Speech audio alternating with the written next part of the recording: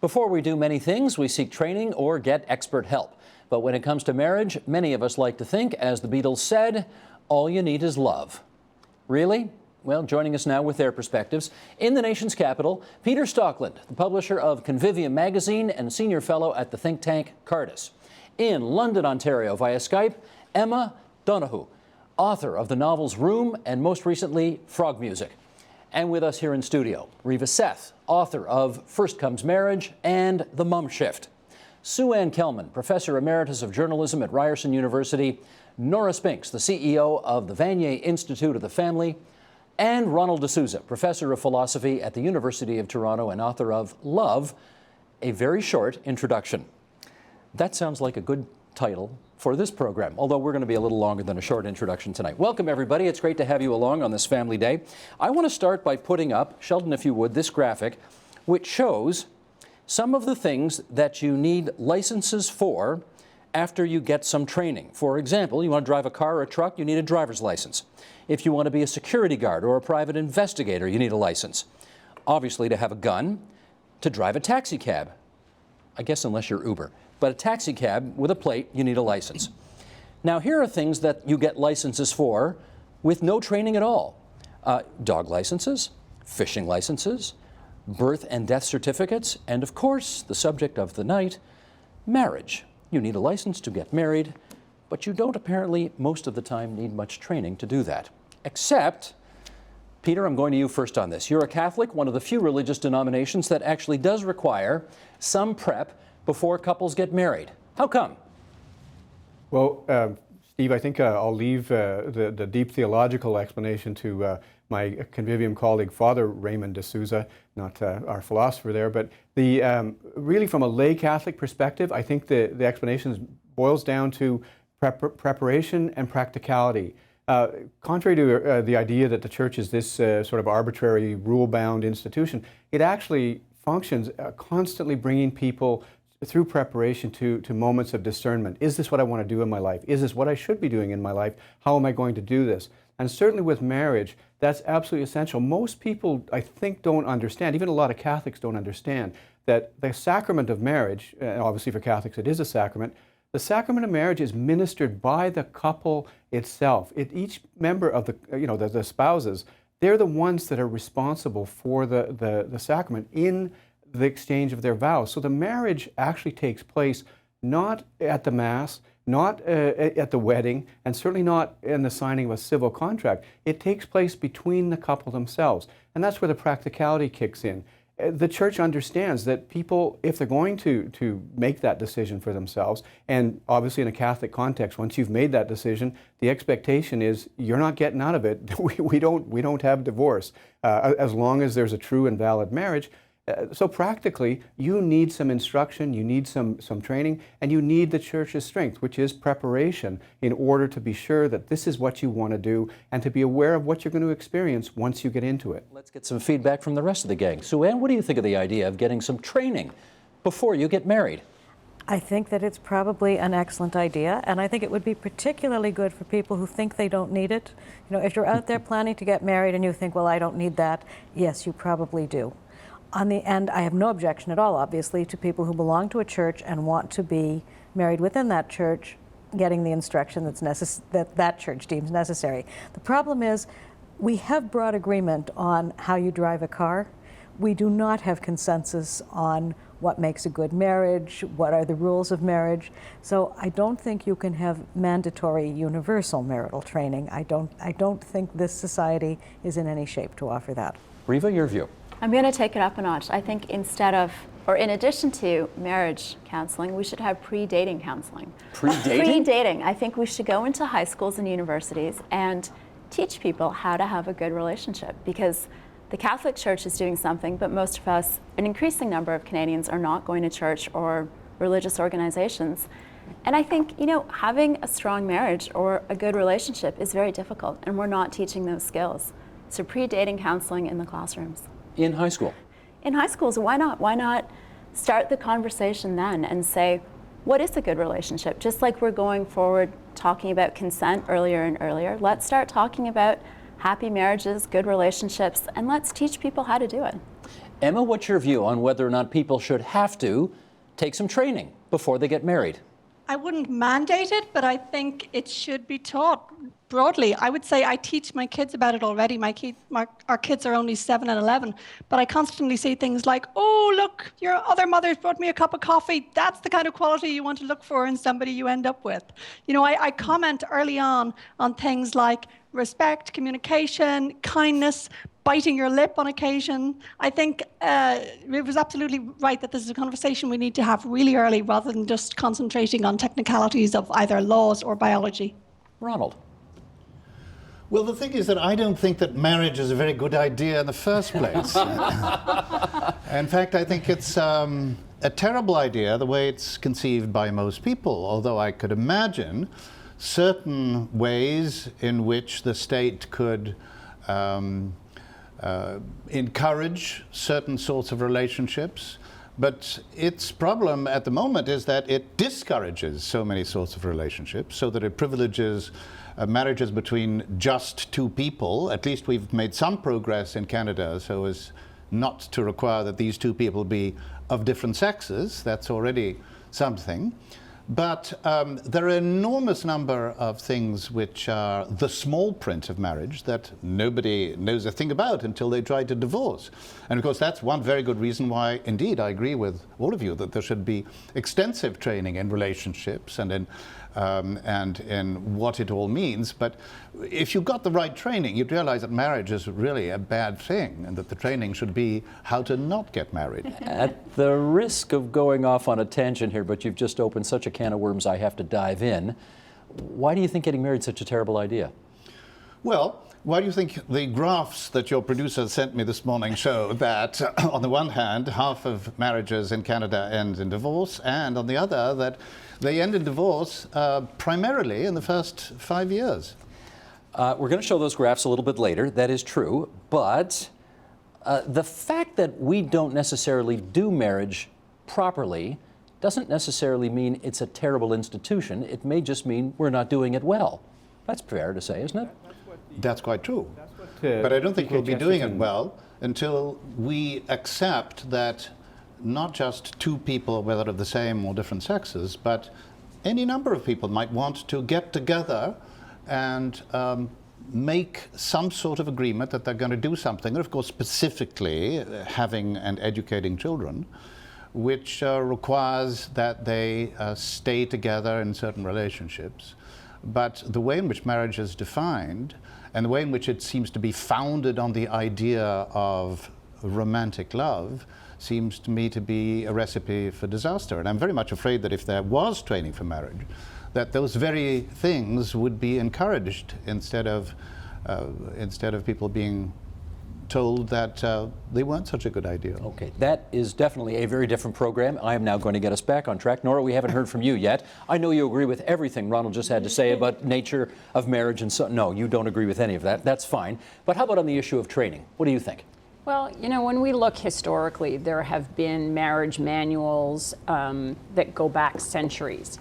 And largely they began by giving instruction, largely to the wife, on how to love, honor, and obey. And so it was very much how to conform to the roles as established, you know, by either the church or by the state. But I think Riva hit it right square on the head, is that really what we're talking about is the quality of relationships.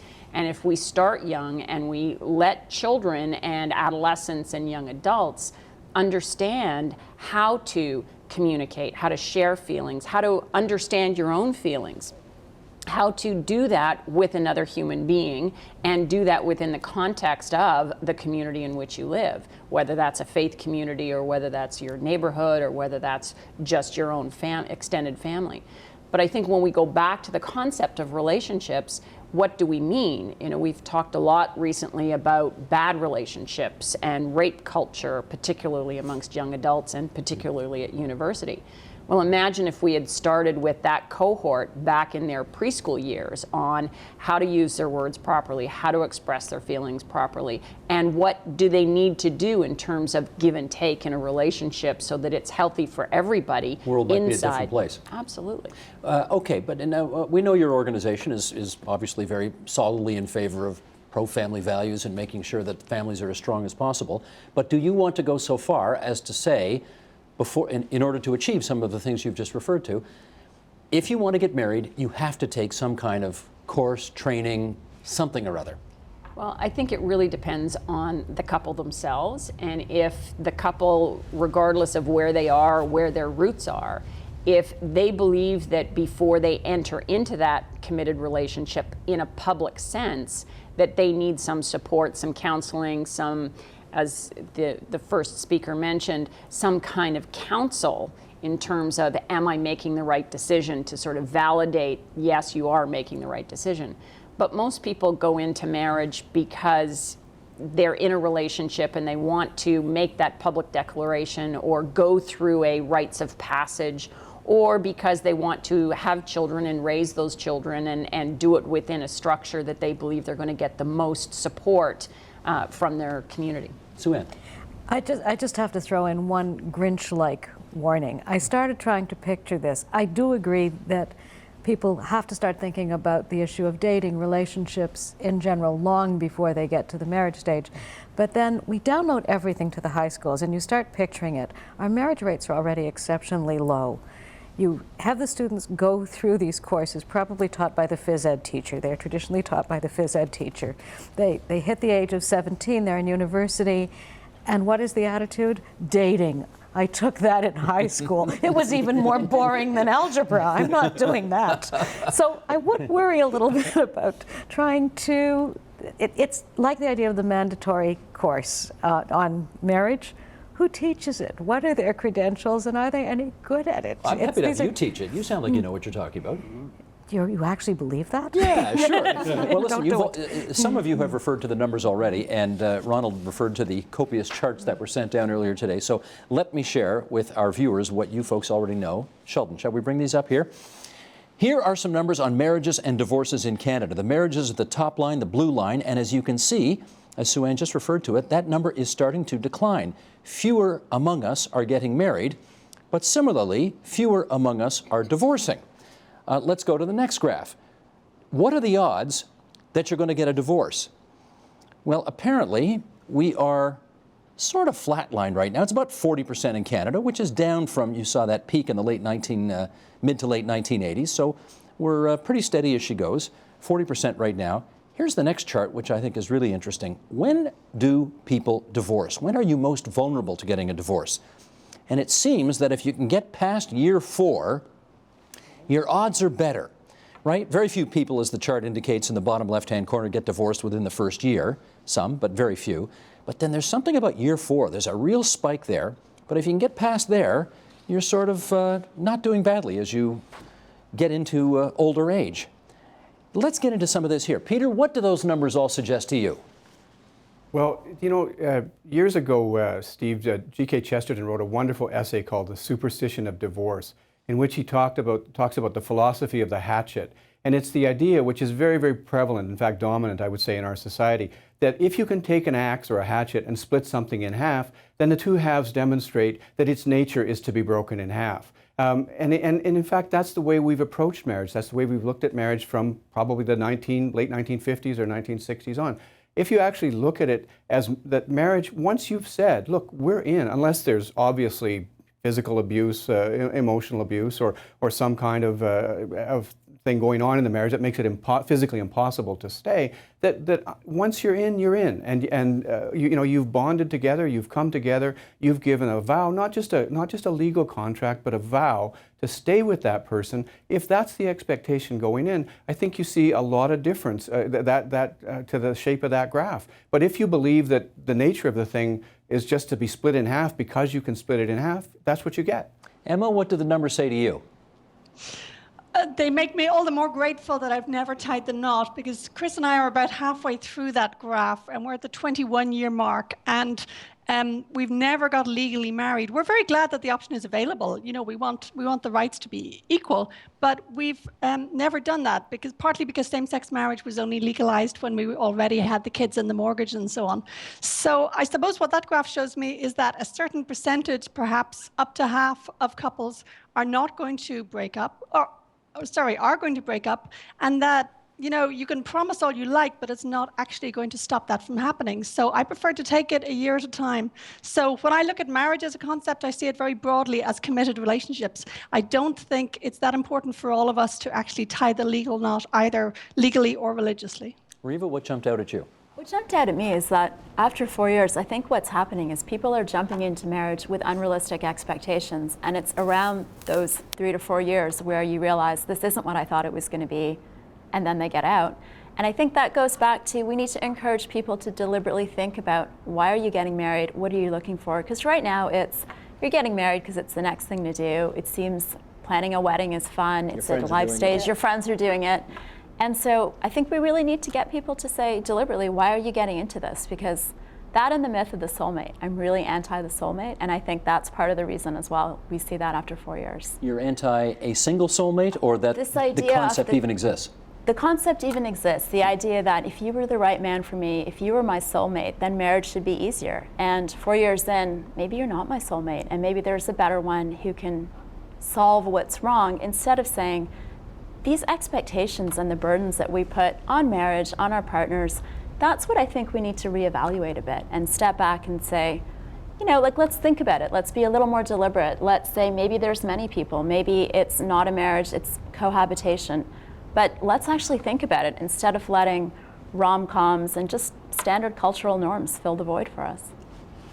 It's also around the time where you've had your first child. Exactly. So you've got a year or two together, and then you have that first baby. And that first year is hard.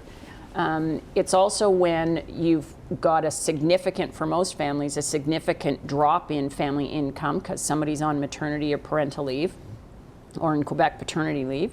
And it's also when you're sleep deprived, and it's also when you're trying to accelerate your career and you're just building your momentum in your career. So that's when you're likely to work the longest hours. This is all year 4, roughly. So it's always in that sort of band. If you get over that, then you're into rhythm, your children are in childcare, you have the second child, you've been through this once before, and then you sort of slide down, you know, less likely as the kids grow.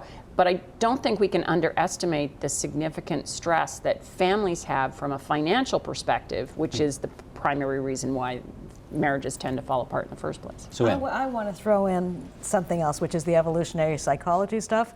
That 4-year mark proves to me that an American anthropologist named Helen Fisher was right. Because what Helen Fisher found in looking at societies all over the world is relationships or marriages tend to break up at the 4-year mark. And what she posits is, we also know that that wild, passionate, romantic love that some people feel has a shelf life, like yogurt. And at the 4-year mark, it's over. Now you have a choice at that stage. It's not the only kind of love that exists. And if you have the patience, and this is a person you value in other ways, you can continue and wait for some of the romantic feeling, not that first rush, but some of it to come back, and recognize that you're not going to be ecstatically happy all the time. But in this consumer society, many people think they're entitled to be ecstatically happy all the time, so they move on looking for a better product, one that fits their needs more completely than the person they chose the first time. And repeat the cycle. Yeah, absolutely, over and over again.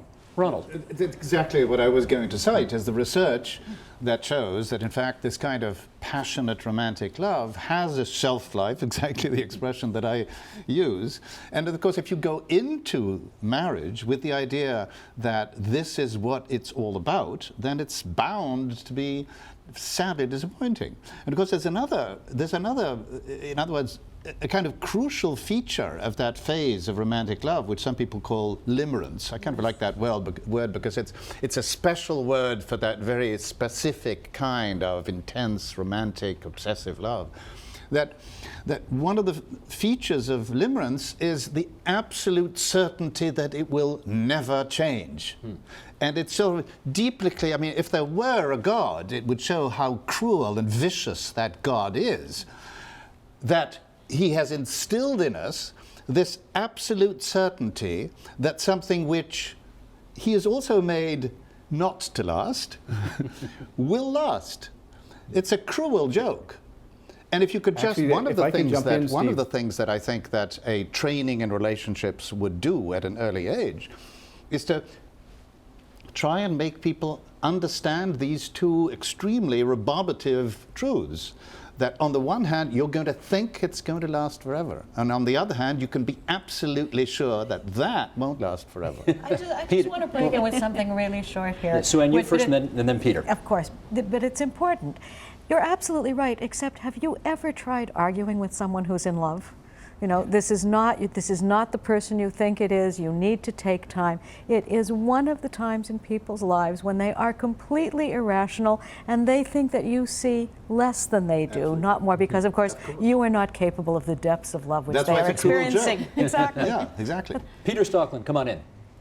I would say that there is a God, and in fact, his benevolence is manifested in the fact that he gives us lives where we age and we actually are given the opportunity to grow in prudence and wisdom. We're actually able to mature, and we're actually able to see that the things that were so meaningful to us when we were 19 are bupkas by the time we're 39. I once heard a guy, a marriage counselor, he identified 129 points of incompatibility within any married couple. But by the time people actually get well into their marriage, they recognize that about 127 of them, whether it's dust bunnies under the bed or socks left on the floor or more serious things, are all things that we grow in wisdom and learn to accept of the other person or help them understand the way to get around it. There's a huge benevolence to the order of nature that allows us to progress in our lives along those lines. Emma, So let me- essentially, the command that you want people to obey when they get married is to do the best of a bad job because you're going to be miserable, but that's what life is all about. Maturing means getting used to the fact that you're going to be miserable. I don't think that that's particularly attractive as an ideal, and I really don't see why that should be the ideal. Peter? There's a difference between a command and a vow. A vow is even worse, because when you make a vow, you're promising something. And when you promise to love somebody forever in the same way as you love them now, you're making a promise which is absolutely impossible to keep. You can't love them But in the you've same added way some- that you loved them when you got married, but you can love them in a different way, is what I'm you hearing. don't have to be miserable. I Surely think you we're would agree confusing with the that. love and lust is the issue, because what we're really saying is don't just marry someone for hot sex is what it's really sounding like we're dancing around, Absolutely. Because that and one of the doesn't way- last. because that doesn't last. And Maybe one of it the does, ways of but not dealing the with that same way. it would be to train people at a very early age to recognize precisely the difference between love in various forms and lust, and to accept that we all need some lust, and therefore to reject this ridiculous idea that when you get married, you are guaranteeing sexual exclusiveness. You're guaranteeing that you're not going to be interested in anybody else sexually, or guaranteeing that if you are, you're going to suffer, suffer. As the song goes, the B.B. King's, I'll suffer, suffer, suffer till I get home. I don't want you to open but the Doctor- door for the doctor. I'll I can't suffer. believe it, but I find myself Dr. agreeing somewhat D'Souza- with Peter here. The- It's hard. Fidelity is hard. Many couples don't achieve it. Well, no, I wait a still minute, think it's fidelity, you're defining fidelity in terms of sexual exclusiveness. I think fidelity is great, but fidelity shouldn't require the impossible. I don't think it is impossible yeah. for all people. Yeah. I think it No, is not for all often people. Of easier course not for for all women than people. for men. I think many men, perhaps because of the limitations, because of inadequate training, get very, very upset by sexual infidelity in their partner. So I'm not so They do. sure that I'm willing to throw They do, all that's of part that of out the the window. ideology. Okay, I haven't heard from Emma in a while. Emma, do you Dr. want to come in on D'Souza- this? I was just thinking, if we get back to the subject of preparation, that perhaps we might all agree that these are discussions that the two people should be having up front. You know, the number of people who spend maybe a year planning that wonderful wedding, and then years later they're saying, oh, we didn't quite discuss whether I needed to earn outside the home, or whoops, we never quite mentioned whether we should have children, or, you know, issues like what country you're going to end up living in, whose mother's going to come and live with you when she's old. I think when I became a Canadian, the government, when you get a permanent residence visa, they give you a big document. I remember it as a sort of 100-page booklet all about how to be Canadian. And I wouldn't suggest mandatory training for marriage, but I think somebody should be handing out a book of questions, you know, hard questions that you have to discuss up front, because not every couple is going to want to be monogamous. Exactly. Not every couple is going to want to have children. None of these things should be absolutely compulsory cultural scripts. They should all be open to debate, but I'd advise everyone to debate them early. But Emma, let me follow up with you. There's, maybe I'm wrong about this, but it seems to me there's something about being young and in love and wanting to get married that's all very romantic and, you know, in some respects likes to spit at reality. And having a conversation about some of those things that you just talked about, where's mother-in-law going to live, you know, they're kind of uncomfortable and they kind of take some of the shine off the whole thing, which may be why people avoid them. So is it reasonable to expect those kinds of conversations when you're 24 and in love and, as using Reva's words, having, what was it you said? Hot sex. That's the words, yes, yes. Go ahead, Emma, how about that? I think it's at least worth raising these questions to combat the cultural idea that your husband or wife is going to be your red-hot lover and your soulmate and your ally and your friend and your, you know, housemate. We ask too much of marriage. We've asked it to be an impossible portmanteau of qualities. And I think consumerism has had quite a bad effect on marriages, I think, because we are sold the idea that you need to change your decor, your house, your car, your computer. You know, you upgrade, you remodel. And that makes it very, very hard to consider any lifelong relationship as a social good at the same time. So I do think we need to change the discussion around marriage to include a lot of these hard questions quite early on. I think it's lack of community. Just picking up on Emma's point is one of the reasons we place such a burden on that one person to be all of those things, is that we're increasingly isolated as a society. We don't have the extended families, the neighbor relationships. And so more and more, it's just looking to your partner to fulfill all those things that Emma just outlined. Peter, you wanted to jump in. I was just going to jump in and say, particularly to Dr. D'Souza, all have sinned and fallen short of the glory of God, but that doesn't mean we quit. It means we get up and try again. That's the nature of, or it should be the nature of our relationships and the nature of our approach to the world. And you smuggled in very cleverly into the conversation the idea that we're going to love someone from the time we're 20, we'll still be loving them the same way when we're 75 or 80 or when we're 64. But no reasonable person has that expectation, and certainly if they're given a proper ground of instruction, they won't have that expectation. That doesn't mean that they shouldn't try it. It doesn't mean that they shouldn't experience the failures that occur, whether they're infidelities or whether they're just, you know, a night of slamming the door and going and sleeping in the car. But to say that the institution is untenable because failures occur within it, it's an impossible standard. We would do nothing. We would sit in a chair in a room. You want to come back on that, Ron? Well, first of all, I think that one of the problems has already been noted. One of the problems is that it's not, one institution is not going to fit all. And that the institution of marriage is so complex, bound with so many rules that are so specific, that it's bound to not fit most. So if we simply loosened it up, if we adopted certain provisions that would allow people to make certain sorts of contracts specifically for the bringing up of children, that would improve things enormously. Because after all the stuff about making vows and being together for life, etc., isn't particularly important and certainly shouldn't concern the state unless there are children. So I think we should have people licensed to have children. Well, hold off on that. That's a different issue. I'm going to come back to that one. But the one I want to pick up on is, and I'll use a sort of a sports terminology here, you know, you sign a contract, athlete signs contract with team, contract expires. Athlete is free agent, right? Athlete can leave team, go sign with another team. How about that?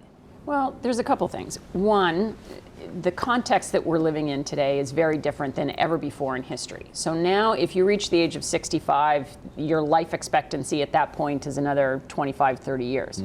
So it used to be that your whole adult life was going to end by 40. So to have one relationship and expect that to be the same relationship for that period of time makes a lot of sense. Some people are talking about these contracts being renewable. So if we marry for 5 years, then we can renew for another 5 or 10. The challenge with those kinds of arguments is that really we're talking about family, which is the cornerstone of our society, which is the engine of our economy, which, regardless of what it looks like, is critically important for all of our success. And we tend to learn about relationships as children. We watch the adults in our lives, and we watch how they manage conflict, how they manage stress, how they manage the ins and outs of negotiating who's going to do what, and what happens when those negotiations, people don't live up to their obligations or what they've committed to. So as children, we look out and see what is possible. We see what is happening in our communities, which may or may not be positive, and we choose our course of life as a result. As the state, it's critically important for us to ensure collectively that there are these units within our communities that are stable, that are predictable, and where there is unhappiness or there is discomfort or there is violence or harm being given to anyone, that they can get out of that contract without feeling stuck or feeling that it's too expensive or feeling that they have to endure it. But generally speaking, society-wide, you're not a fan of free agency. At this point in time, no, I don't think it's a good idea just to say, carry on as you will. Okay, At the same time, I think it's critically important to recognize that we're now talking about, as adults, if we enter adulthood now in our early to mid 20s into our early 30s, that's a long period of time of growth and development and change. And if we have good training as children on how to navigate that change over time, we may be able to stay together forever. We may not, as we grow and change together over that time Let me frame. get Emma and then Sue Ann on free agency. What do you think, Emma? Well, I suppose I hate the idea of making a promise about my feelings which might not be true in 20 years' time. So I've never liked to promise that. But on the other hand, the fact that I've been in a 21-year relationship clearly shows that I'm in some sense wanting it to last. I'm not just approaching each day as if it's a fresh start. But I do like having that option. So I'm very much in favor of things like common law spouse status, which allow the state year by year, say at the level of tax, it allows the state to recognize what is, but not to insist that you swear to what will be next year. So I like systems like that. Or when my sister got married in Brussels, she was asked, which of the 7 models of relationship of marriage would you like? One in which you combined all your financial arrangements and one in which you stayed financially separate. So I think there are many ways to find some middle ground between marriage and not marriage, and to support committed relationships, especially where there are children, without making people swear to things they will not be able to manage. Sue Ann. I think I'm with Emma. We already have free agency, except in a very few Canadian communities. If your marriage is unhappy, it is possible to get out. If you don't want to marry, it is possible to live in other social arrangements.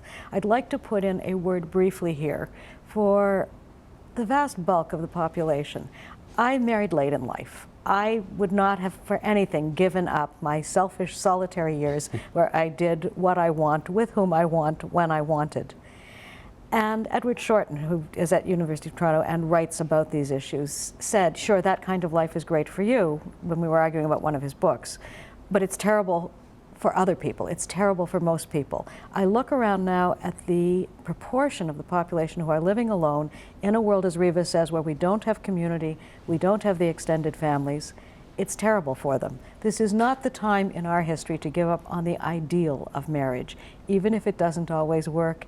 even if perhaps it's not perfect for most people. I think it's a lot better long-term over the long, long lifetimes we have now than living alone is going to prove to be for many of the people who are living alone now. Riva, free agency? Well, I'd love to add one other point to that, where absolutely there's the socioeconomic case for marriage. And as you said, we're living in a completely different time.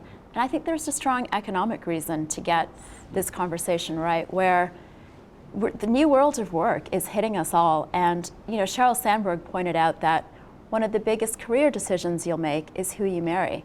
And I think we need to bring that lens to it and say it's not just abstract ideas about what marriage looks like or relationships look like. There's real economic security on the table on framing marriage, or however you define the long-term relationship, in the right way. There's a stat going around that in just 5 years, over 40% of the US economy will be contingent, meaning whether willingly or unwillingly, they're going to be self-employed, freelance, contract, part-time, or some version of that.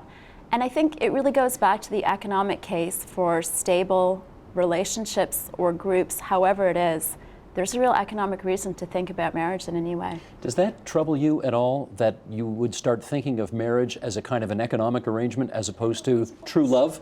Exactly, it always was, right? always And it was was, only Ted. the brief time where we let. Exactly. Yeah. That's. I mean, see, that makes perfectly good sense. And I agree with actually everything that you said. I think if you're going to have these institutions, they have to be focused on what they're for. And traditionally, they've been about alliances, family, money, Right. and career, and all of those things. Right? The perversion of this is this idea that limerence, that romantic love, should be the motivator and should be the end of it. Now, and I think that children are getting a little bit left out of this conversation, because it seems to me that if there are no children, who cares except the participants? But when there are children, then I'm totally against divorce. I'm with Peter. If there are children, and if there's a marriage where you can stand each other, I think perhaps Peter would have different standards for how much you have to stand each other for it to count. But I'm against divorce. I think that what you've undertaken is to bring up these children. That is an undertaking which can be a contract. It doesn't require you to love each other. Well, but what if you can't stand each other so much and the house is becoming a violent place because? Then, in that case, then of course it's better for the children if you do separate. Okay. But these are things that we accept. But by and large, it's the expectation of you're still being, my Swiss Army knife of every possible function. If you're no longer that, well, I'm splitting and I'm taking the children or leaving you the children. I think that that's terrible. Go ahead, Peter. But may I just jump in? What about what we used to call, I absolutely take what you're saying about children to heart. I mean, I completely agree with that. But what about what we used to call second childhood? What about the growing number of people who are suffering from senility, from Alzheimer's, from dementia, and so on? I watched my wife's parents. My mother-in-law experienced Alzheimer's and ultimately died of it. The love that was manifest in their relationship and in the care of my father-in-law for my mother-in-law was a different order of existence. The love was it was almost palpable, and it was a very different love than that was directed to my wife when she was a child, or that any of us receive as a child. So the love develops, the love matures, the love becomes, it doesn't change its essence, but it becomes something different according to the conditions that it embraces. And so to say that, well, children are the sort of sine qua non, well, what about when our loved ones begin to experience those kind of things? Do we not have a similar obligation to stand by them, to stand behind them, to stand with them? Well, that raises a follow-up. Sue-Ann, let me go to you with this. You often hear parents sometimes say, can't wait till the kids are out of the house so that we can kind of have our life back. Yes. But then, I wouldn't pretend for a second that it's a huge number, but there are large numbers of people who, in their 60s and 70s even, who are breaking up, who are splitting up. Why does that happen? I think it often happens because, in all stages of life, major changes create great stress. I think a woman I know, a friend of my mother's, once said, "I married him for better or worse, I didn't marry him for lunch." he retired, he was there all the time. Suddenly she couldn't stand it. And I've seen that before. And so she broke up? I think a lot of men, especially in my age group, have worked flat out their whole lives. They don't know how to do anything else. They finish working and suddenly they're just there. This is not my marriage, by the way. My husband has lots of other interests, but I've certainly seen this in many couples. I think there is the old Jewish joke, why did you wait so long? Well, we were waiting for the children to die. You can break up at any age, but the great difference is that you can do it. As we talk about all of this, we have to be aware of how unique culturally, historically, our position is. Women can live alone, not be accused of being prostitutes, able to earn our own living, occupying our own space, even men occupying their own space without a big extended family and maybe the goats and chickens intruding. That's historically pretty new. You can leave a marriage without the priest and the local seigneur, out to skin you alive for doing it.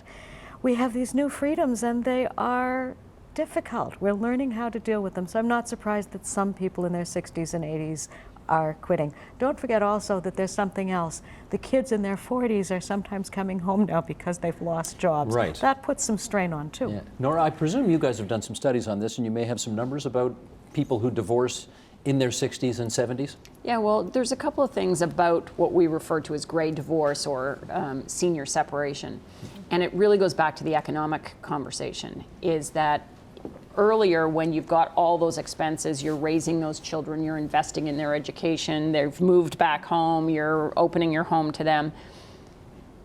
At some point, you've accumulated enough assets, either your own personal wealth, as women can do these days, or collectively you've got enough wealth that when you split it in two, you're not going to become destitute. Because we do know that divorce is one of the factors that do contribute to poverty.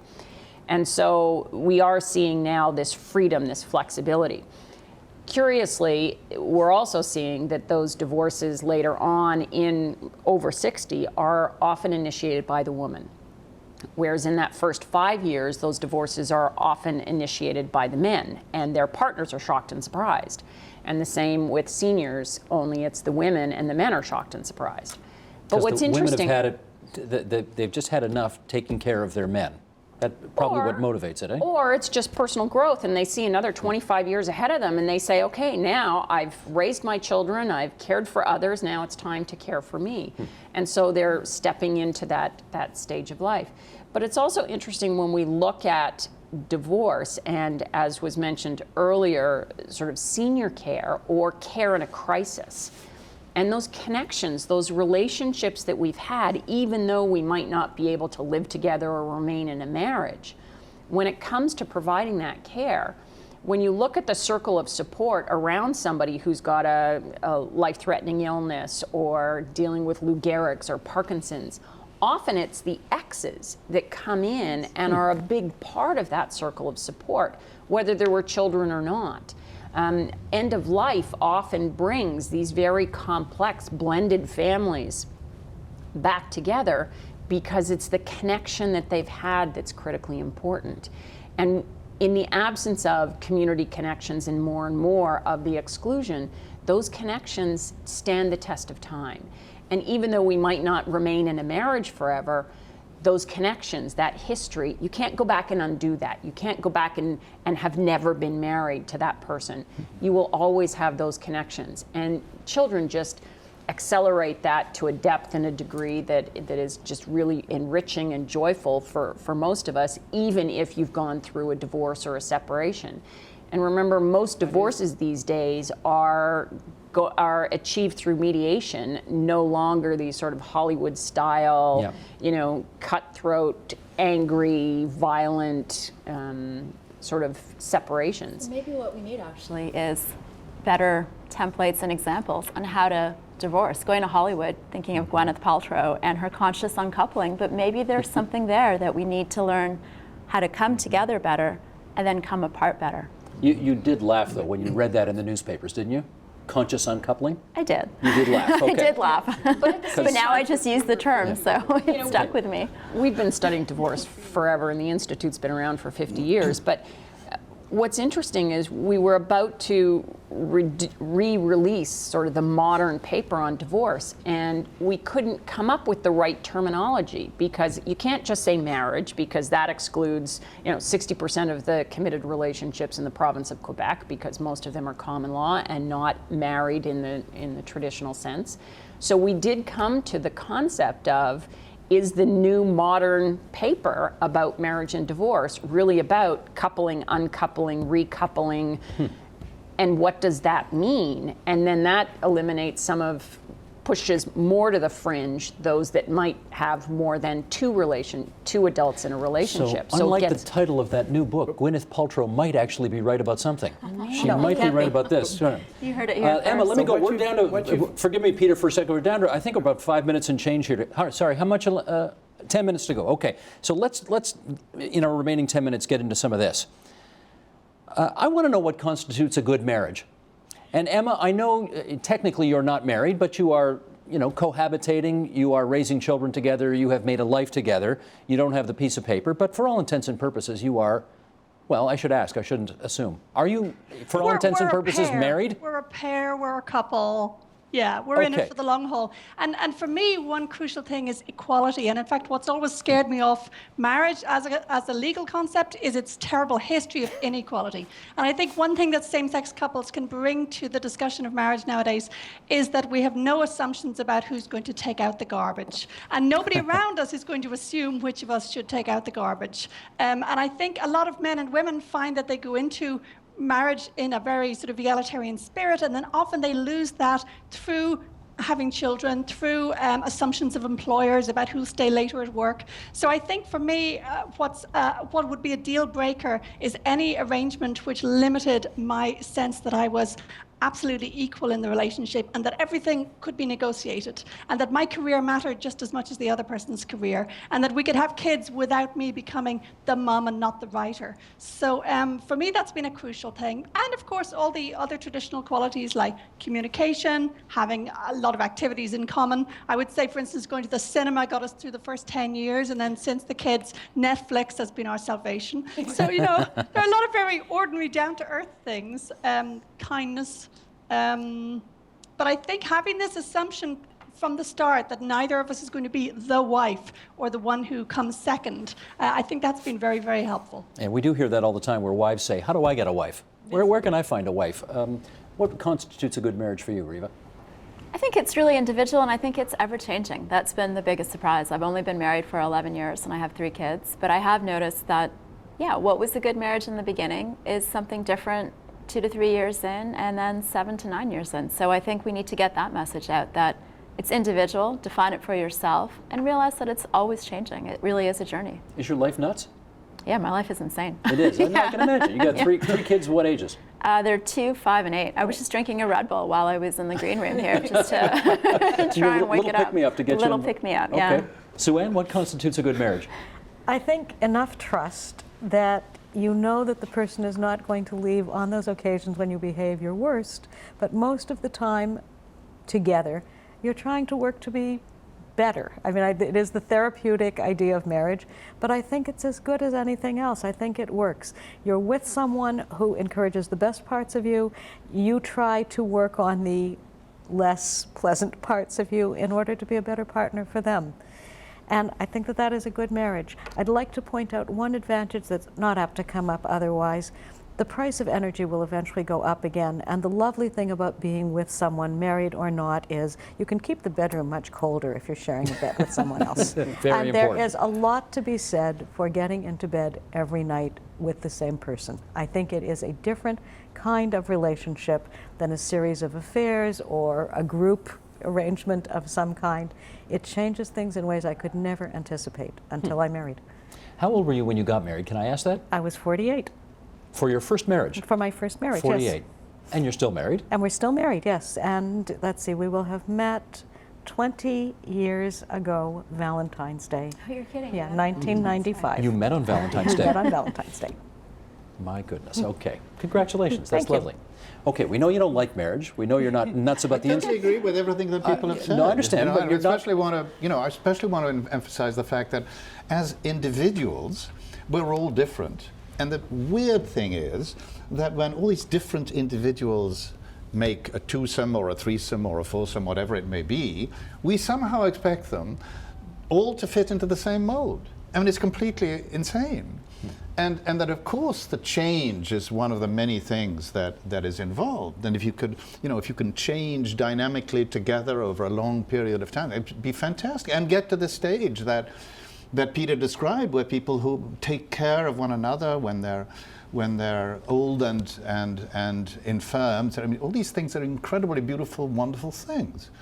And it's just that the straitjacket of marriage as it's conceived, and as it's conceived in the light of the all you need is love motto, that is what is so pernicious. And that's what I mean when I say I'm against marriage. I'm not at all against any of the things that any of you have said, actually, in terms of what makes a good marriage and what might make it worthwhile, and also of the importance of remaining at some level and under certain circumstances a free agent. Well, let me go to Peter with the checklist. It seems today, Peter, that a good marriage means you're my best friend, you're my chief confidant, you're my golf buddy, you're the person I'm going to have, what was that expression again? I'm leaving it to you this time. The person I'm going to have hot sex with.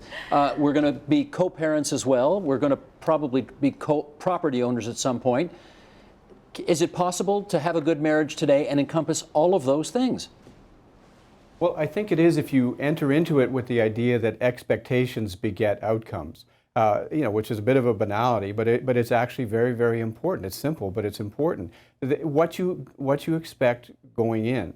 If you expect to work at this, whatever the variables might be that you've identified on that list, if you're prepared to work at each of them, because marriage, if it's anything, it's hard work. But it's hard work in the sense that getting a PhD is hard work, or shooting under par in golf is hard work, or running a marathon is hard work, or any of the other things that we do that we apply ourselves diligently to. If you go into a marriage prepared to have the expectation that whatever comes up, I will work hard. I may not be perfect at it, I may not achieve perfection at it, but I will work hard at accomplishing it, then I think you're halfway home. The other thing that I think is important, and it's important to managing that list, because it's really a kind of instrumental list, is the idea of subordination of self without the elimination of self. You need, I believe, I've been married for, it'll be 33 years this summer, and at a certain point in our courtship, I recognized that if I was going to marry the woman I love and have been with for 33 years, I was going to have to subordinate myself, not to her, but to something larger than both of us that encompasses both of us. And I'm not going to eliminate myself. I have a self. I'm in my own, in Catholic language, I'm a child of God. Others will find other terms to describe that. But I'm a created child of God in my vocabulary. I have a self, but that self has to be subordinated to something larger than both of us. And if that happens, it doesn't guarantee happiness, but it is a way to get through. Nora, the metaphor I have occasionally heard used is that marriage is a bit like a ladder. You're two individual sticks, but you come together where the rungs are. Does that work for you? It does, and it also means that the ladder is only as useful if it's got something to lean against, and that's our community. The community. And those relationships will only remain strong if there is access to good employment, good incomes, predictable futures, where they can plan together, where they can rely on affordable childcare, where they can have access to healthcare services, where they can find housing that's adequate and isn't going to cause them additional stress. There is a public good in having people in relationships with others. And it's both economic, but it's also providing social stability and social predictability. And it's in our collective best interest to make sure that those connections are solid and those rungs are stable and that there is support necessary in order for all of us to thrive. And I think that's what's critical. It's not just about emotions and love and feelings. It is about practical, it is about social, it is about cultural, and we're in this together. It's not just private things in private bedrooms or in private homes. It's who we are as human beings, and it's what we do with each other. And collectively, we will all be stronger. That seems a lovely place to leave this discussion, but it's entirely too uplifting for Ronald, so I'm not sure. No, I'm teasing. I totally agree. You totally agree. I would actually, I'd like to put in a plug for a book called Minimizing Marriage by an author who, do you know this book? She's a philosopher who taught at the University of Calgary for a while. She's now, I think, moved to Arizona or somewhere. And her name is Elizabeth Brake. And she would endorse many of the things everything that you've just said, but then conclude that it's really important to minimize the strictures that are involved when we define marriage. And so to accept, for example, polyamorous marriages, to accept all kinds of different arrangements, and to involve the state just as much as it's needed to involve the state in order to support mutual caring relationships where they need that kind of external and community support. So, I mean, I'm you might be surprised to hear, but I was pretty much totally in agreement with everything that all 3, 4, even 5. Habemus consensus, and I'm running with it. Can I Thank jump you, in Peter. with- I wish with a I could, but we're disagreement? plumb out of time. Okay. I want to thank everybody for spending Family Day with us tonight, and happy Valentine's Day from a couple of days ago, especially you, because it's a big day on your calendar indeed. Thanks so much, everybody, for joining us tonight. It's been great having you on TVO. Support Ontario's public television. Donate at tvo.org.